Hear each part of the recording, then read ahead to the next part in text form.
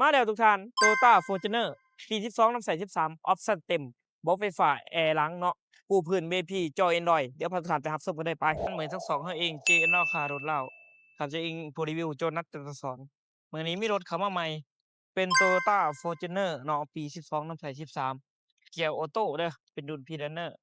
เนาะสวยๆงามๆเป็นใหญ่สุดสายเดิมคันนี้จอ Android กล่องถอยเนาะเบาะไฟฟ้างามๆเลยได้ไปบ่มีเหตุติ ออปชันนี่เต็มออปชันตัว V เนาะสวยๆเบิ่งเอาเบาะไปนำกันเนาะของจอครบปูพื้น VIP เนาะให้พร้อมคันนี้ราคาเต็มคันนี้ถูกอยู่740,000 บาทเด้อมาเบิ่งรถตัวจริงก็สามารถโอ้ร่วมกันได้ต่อรองกันได้มีของแจกของแถมหลายอย่างผ่านได้มากก็ทักมาได้9733โต้679เดี๋ยวพาทุกท่านไปเบิ่งรถข้างในเลยข้างในเป็นเบาะไฟฟ้าปรับได้เป็นระดับเนาะดับเบิลโองามๆสีดำเนาะ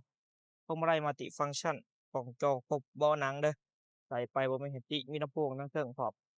ออปชันเต็มออปชันตัว V ทั้งหลังก็เช่นเดียวกัน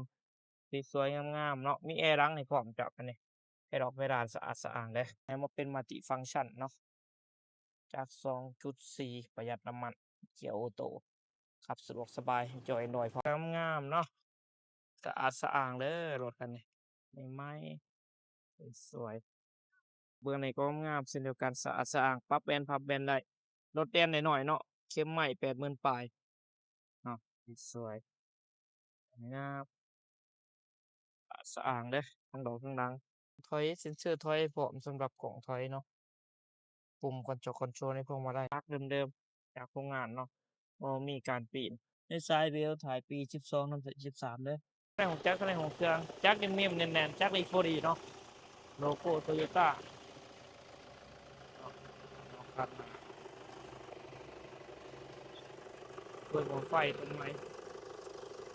มีอายบ่มีควันให้ประกันให้เลย